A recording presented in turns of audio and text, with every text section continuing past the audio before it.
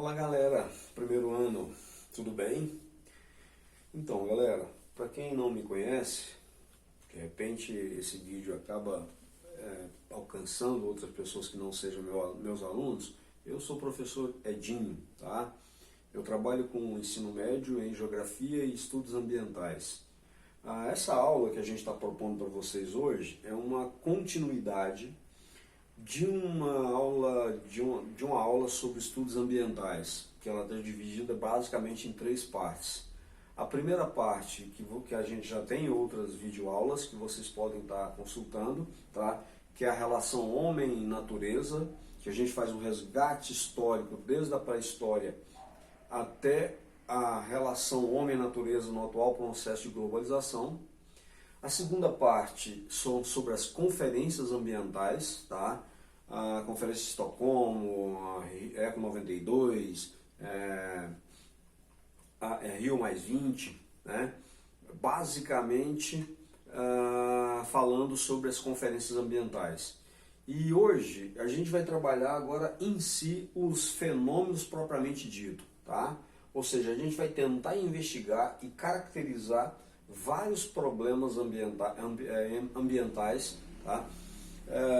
Entre eles a gente escolheu basicamente quatro, tá? Por questões de estudos voltados para a realidade local, né? Eu estou falando para a realidade de um pessoal que vive em Goiás, tá? Tem a ver também com as questões globais, como por exemplo a questão do aquecimento global, uma discussão macro, né, do planeta, e tem a ver também com a questão pertinente ao Enem. Tá? Todas as quatro questões que a gente vai tentar trabalhar com vocês têm esse objetivo. Tá? A primeira a gente vai falar sobre a questão da água, distribuição, os problemas, consumo, as questões dos conflitos e tudo mais. A segunda parte a gente vai abordar a questão do aquecimento global, tá? Que é sem dúvida nenhuma uma das questões mais discutidas e mais impactantes do planeta. Num terceiro momento a gente vai discutir sobre a questão da destruição da camada de ozônio.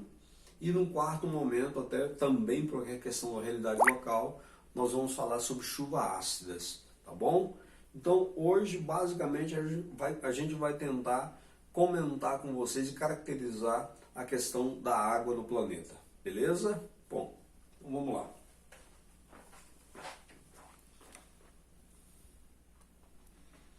Investigando alguns problemas ambientais.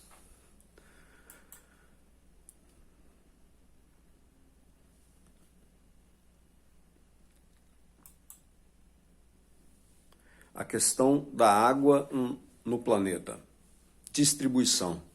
Veja bem, pessoal, quando a gente está falando em planeta Terra, se a gente observar o nosso planeta, deveria se chamar planeta água, porque a superfície que cobre o planeta, basicamente 70% dela está composta de água, tá? Então, teoricamente, a gente deveria falar, olha, se tem tanta água, não é possível a gente ter problema em relação a isso. É que você tem uma série de questões que tem que ser considerada quando a gente está falando de água, né? De planeta água. Primeiro, apesar da gente ter 70% da superfície do planeta coberta de água, tá? Desses 70%, 97,5%, né, são águas salgadas, água de mares. Tá? Veja bem, como vocês estão vendo isso aqui, seria o total. Tá? Sobrando o quê? 2,5% de restante de água doce.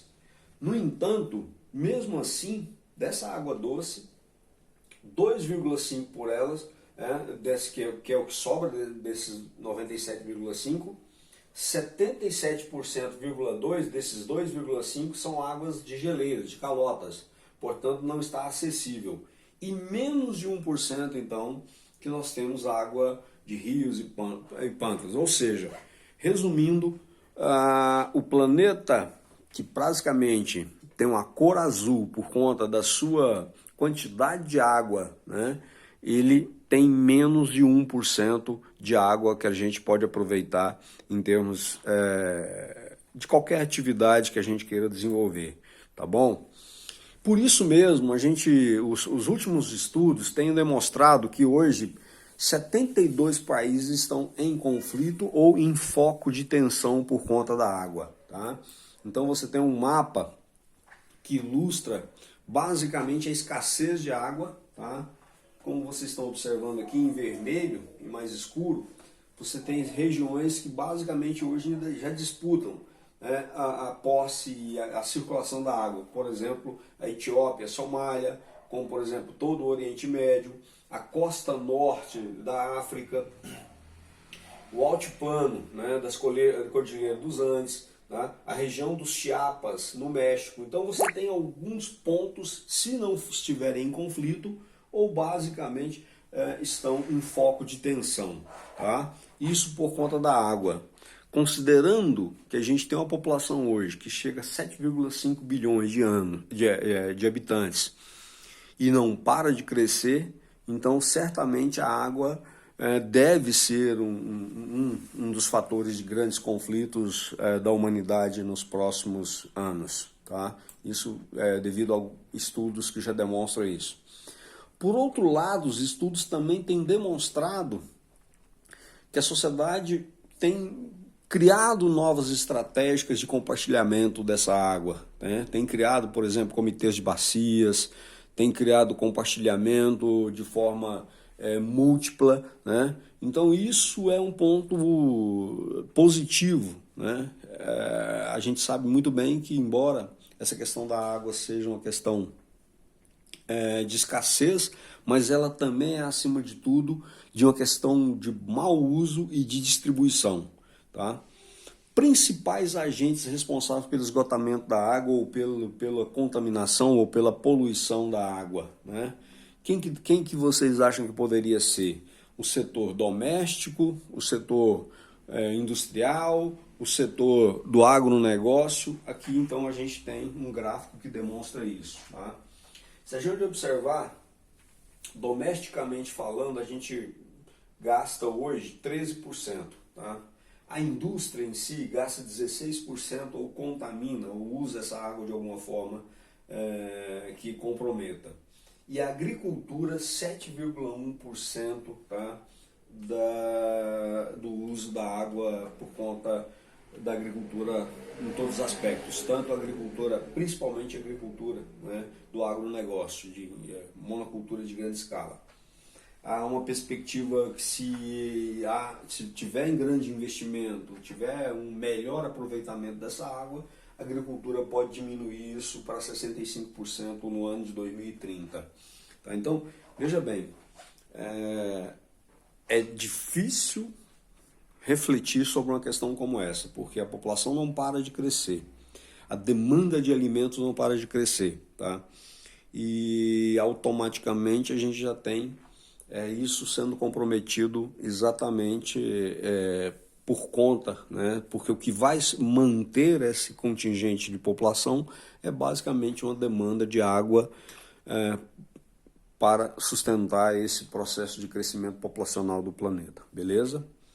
Bom, a outra questão, e a situação do Brasil? Como é que a gente está nessa situação? Como é que vocês acham que o Brasil pode estar no ranking mundial em referente à questão da água? Tá? Basicamente, pessoal, o Brasil é campeão de água no mundo. O Brasil tem de 13 a 14% da água doce do mundo. Tá? Se vocês observarem, nós temos alguns ingredientes aqui praticamente que nos colocam nesse ranking. Tá? Você tem, por exemplo, o Brasil tem o maior rio do planeta, que é o Rio Amazonas. Tá?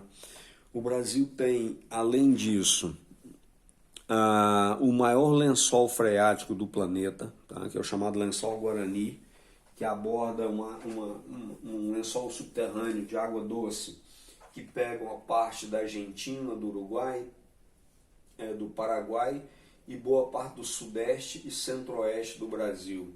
Tá? Então você tem uma bacia que é a maior bacia do planeta, que é a bacia amazônica. Tá? Você tem o maior lençol freático do mundo e a Bacia do Prata, também considerada uma das maiores do planeta. Então, tudo isso coloca o Brasil como um dos países que tem mais disponibilidade desse recurso hídrico no mundo, tá? Concorrendo aí com o Canadá, com a Rússia, mas o Brasil se desponta por tudo isso que eu acabei de colocar para vocês. Outra questão também, a gente pode perguntar, então com tanta água, será que o Brasil então tem problema? Sim, nós temos problemas, tá?